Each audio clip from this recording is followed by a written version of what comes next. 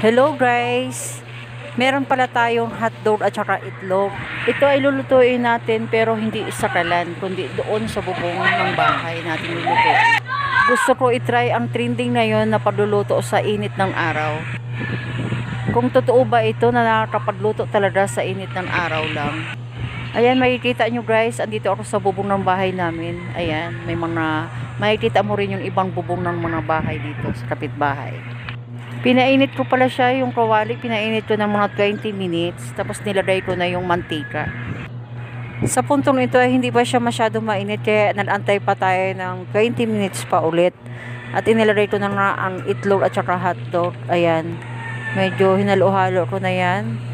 Nawala pala ang video natin ng paglagay ng hotdog at saka itlog. Ayan, naluto na nga siya dito sa ating bubong. Ayan, nakakain na tayo. Salamat sa panonood.